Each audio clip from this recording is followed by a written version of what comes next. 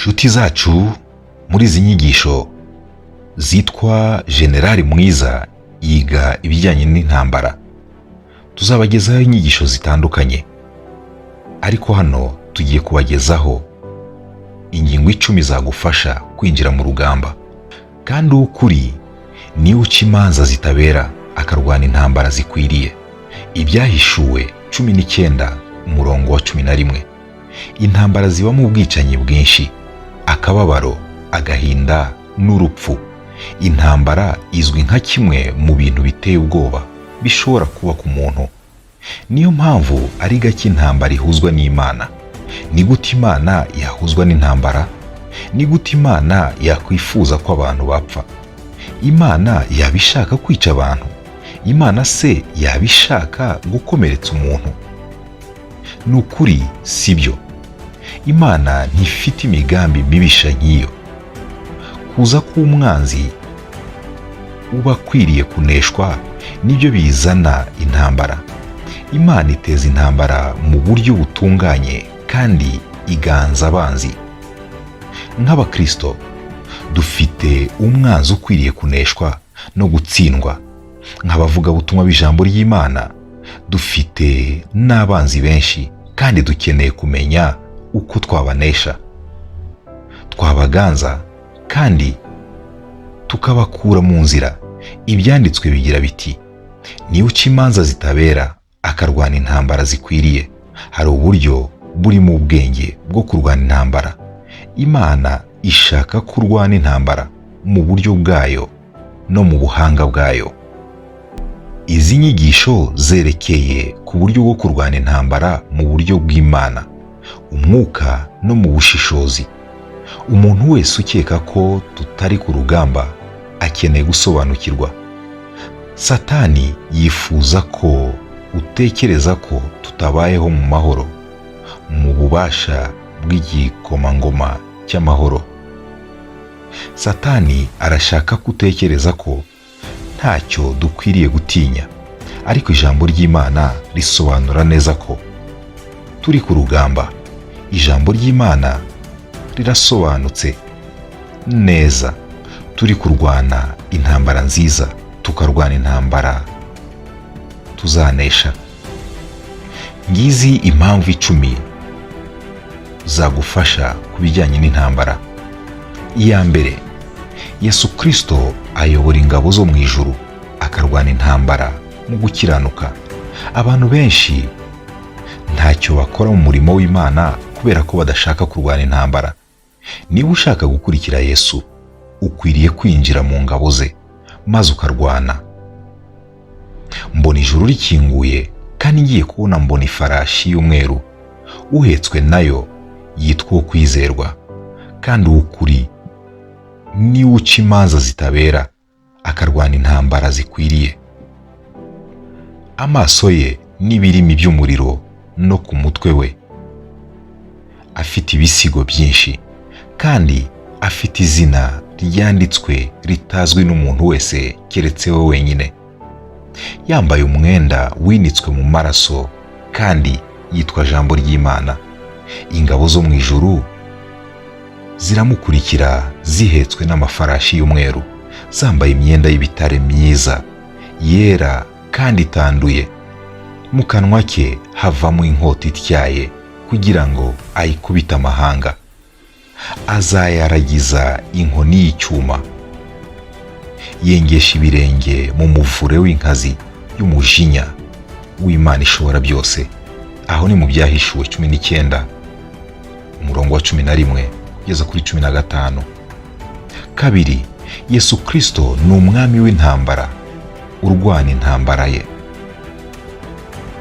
Umwana w'intama yateye abami 10 bishize hamwe ngo bamurwanye, arabanesha. Yesu ni umwana w'intama urwana intambara. Ntushaka kuba nka Yesu? Niba ushaka kuba nka Yesu, ugomba kwiga kurwana intambara. Ya mahembe 10 wabonye niyo bami 10, ariko bahabwa gutegekera hamwe na ya nyamaswa nk'abami kumara isaha imwe. Abo bahuje inama baha ya nyamaswa imbaraga zabo n'ubutware bwabo. Bazarwanya umwana w'intama, ariko umwana w'intama azabanesha, kuko ari we mutware utwara abatware n'umwami w'abami. Kandi abari hamwe nawe bahamagawe, batoranijwe, bakiranutse, nabo bazayinesha. Ibyahishuwe ibice 17, 12 kugeza kuri 14. Gatatu, Imana yigisha amaboko yacu kurwana. Imana irashaka kukwigisha uko barwana intambara. Niba wizera, uzabashishwa kandi uyoborwe ku buryo bwo kurwana intambara bidasanzwe. Yigisha amaboko yanjye kurasana, bituma amaboko yanjye afora umuheto w'umuringa. Zaburi 18:35. Kane, twigishijwe kurwana intambara nziza. Hari ijambo risobanutse neza muri Bibiliya rigira riti, ugomba kurwana. Imana igushishikariza kurwana intambara. Intambara nziza iba nziza kuko uyitsinze. Intambara nziza ni intambara ifite impamvu nziza. Ujye urwana intambara nziza yo kwizera, usingira ubugingo buhoraho. Uguhamagariwe ukabutwarira kwatura kwizera imbere y'abahamya benshi.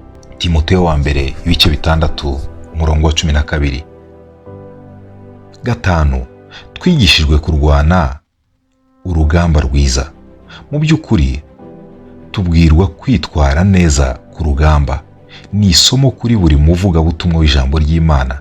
Timoteyo yari umwe mu bapasitori ba mbere babayeho mu mateka y'itorero, kandi yari yarabwiwe kwitwara neza ku rugamba.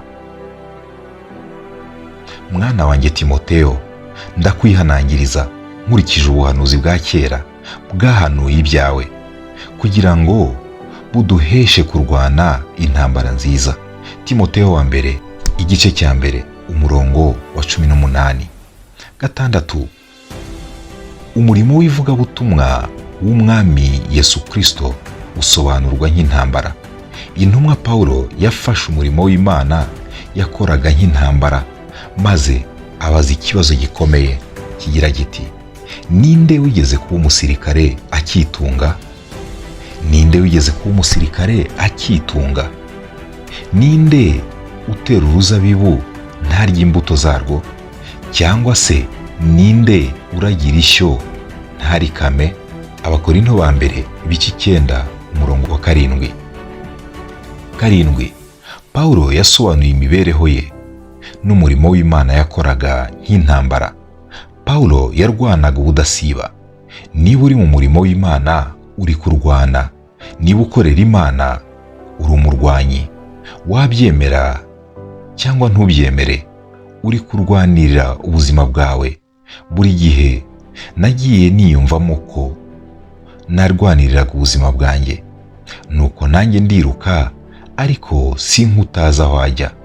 Nkubitana ibipfunsi, ariko sinkuhusha. Abakorinto ba mbere ibice 9 umurongo wa 26. Narwanye intambara nziza, narangije urugendo, narinze ibyo kwizera.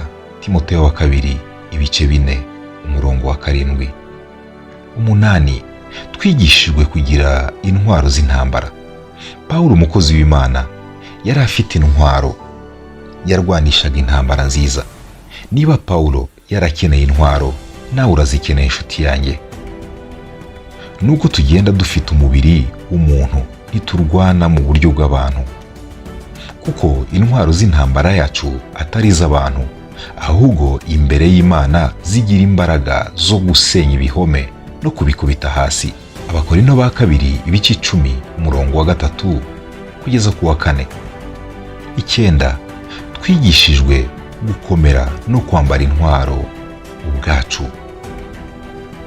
Kuki twagakwiriye kuba dufite intwaro niba tutagiye kurwana?